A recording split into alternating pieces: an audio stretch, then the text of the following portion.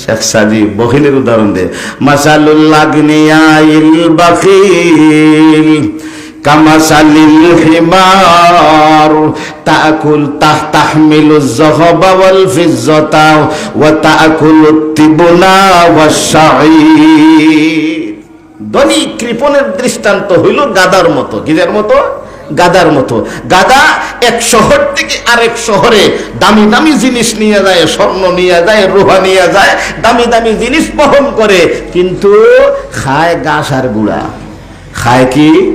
ঘাস আর গুড়া। তো আমাদের দেশে কিছু ধনী মানুষ আছে, কৃপণ মানুষ আছে, ধনী কৃপণ আছে, বালা কিচ্ছু নিজে খাইতো না, বালা ভরতো না, নিজের আওলাদ ভরাইতো না, মসজিদ মাদ্রাসাও দিত না।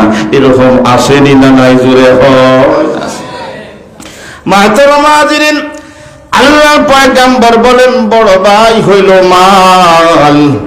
আল্লাহর রাসূল বলেন সাহাবীরা রে, দুই নম্বর ভাইকে তোমরা চিনোনি? নবীজির সাহাবীরা বলেন ইয়া রাসূলুল্লাহ, ইয়া হাবিবাল্লাহ, ওগো নবীজি দুই নম্বর ভাই আমরা চিনি নাই।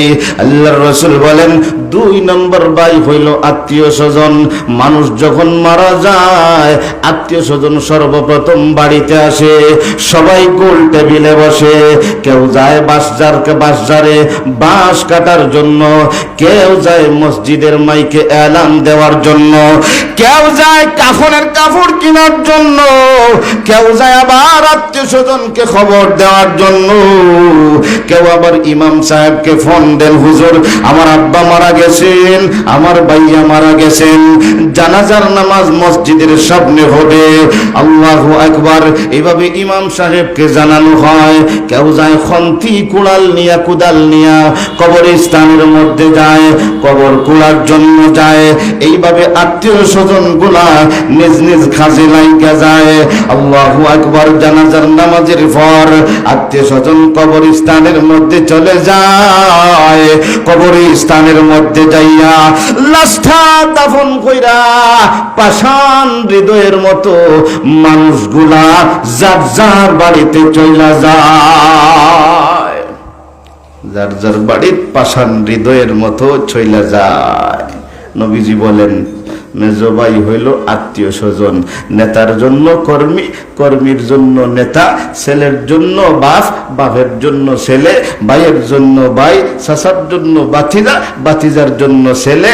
ওরা কবরস্থান পর্যন্ত যায়, আপনারে মাটি দিয়া তারপর বাড়িতে চলে যাইব। ব্যস্ত বেশি 3 দিন পর্যন্ত আপনারে স্মরণ করব, 3 দিন পরে যার যার কাজে লাগিয়ে যাইব। এমনও কুলাঙ্গার আছে, বাপ যে রাতে মারা গেছে ওই ফজরেও জামাতে হাজির হয় নাই। জোরে বলেন ঠিক কিনা?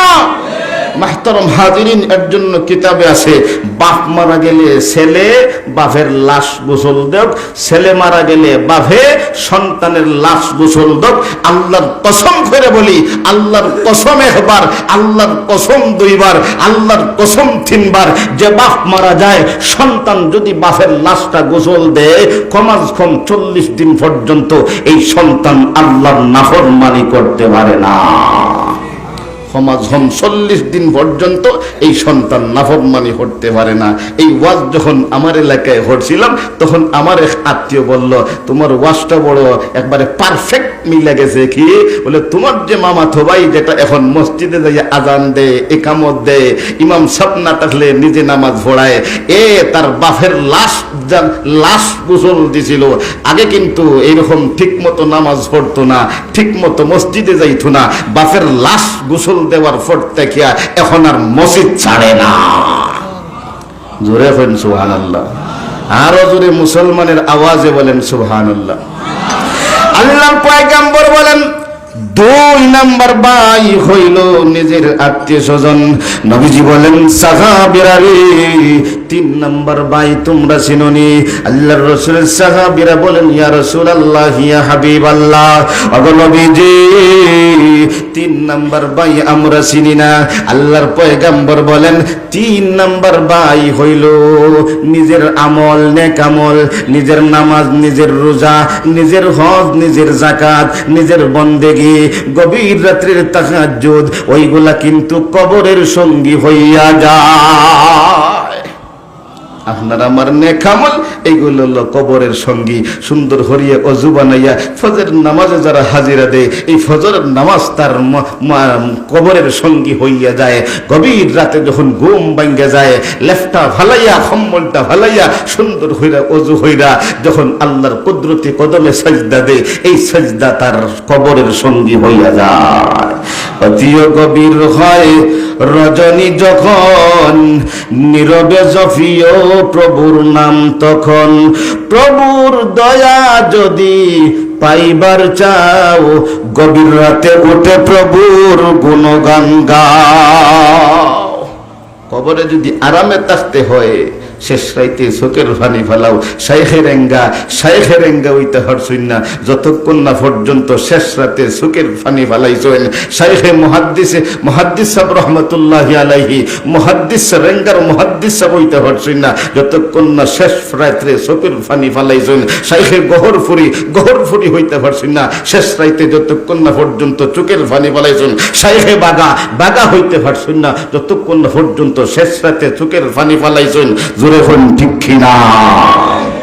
মাহতরম হাজিরিন, আপনার আমার কবরের সঙ্গী হইল আপনার আমার নেক আমল। যদি নেক আমল থাকে আপনারে কবরে চিনব, আমারে কবরে চিনব। যদি নেক আমল না থাকে, কবরে কিন্তু শেখ হাসিনা চিনে না, কবরে খালেদা জিয়া চিনে না, কবরে প্রেসিডেন্ট এরশাদ সাহেব চিনে না, কবরে জিয়াউর রহমান সাহেব চিনে না।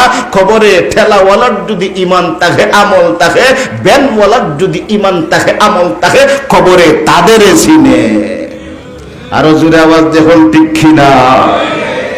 আমি এক হাদিস পড়ছিলাম, আল্লাহর রাসূল ফরমান, হাযাল্লাযী তাহাররাকা লাহুল আরশু ওয়া ফুতিহাত লাহু আবওয়াবুস সামাই ওয়া শাহিদাহু সাবউনা আলফাম মিনাল মালাইকা লাকাদ জুম্মাতান